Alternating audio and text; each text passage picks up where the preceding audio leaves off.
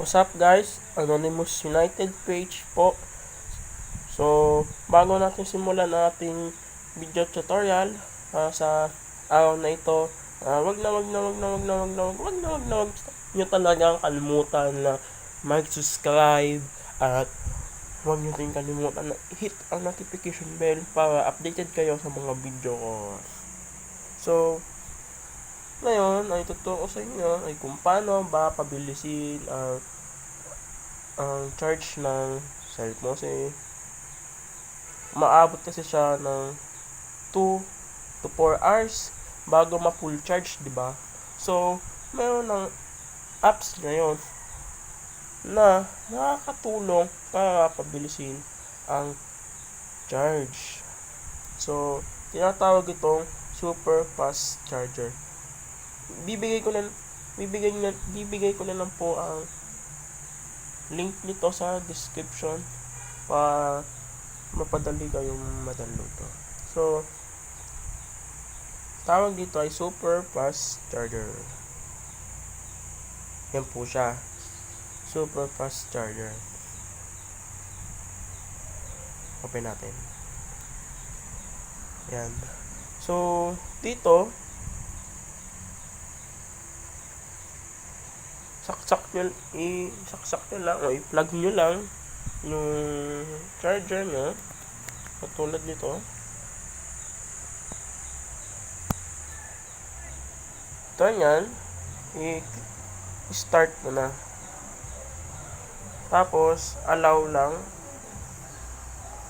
lahat ng lalabas o ay i-allow nyo lang.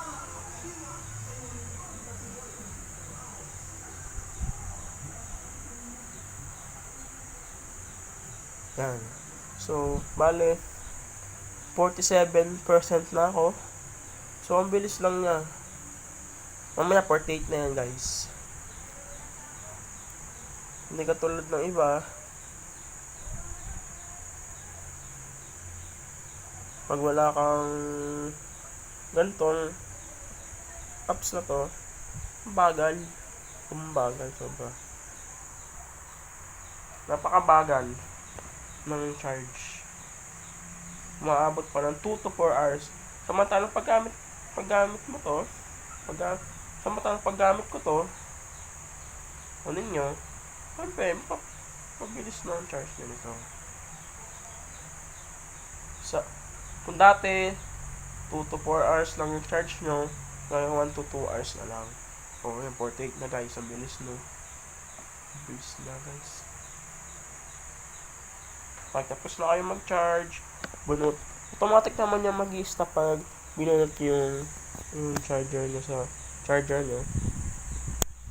Automatic naman yan mag-i-stop. Yun lang po na guys, no? So, sana makatulong sa inyo to. So, don't forget to subscribe.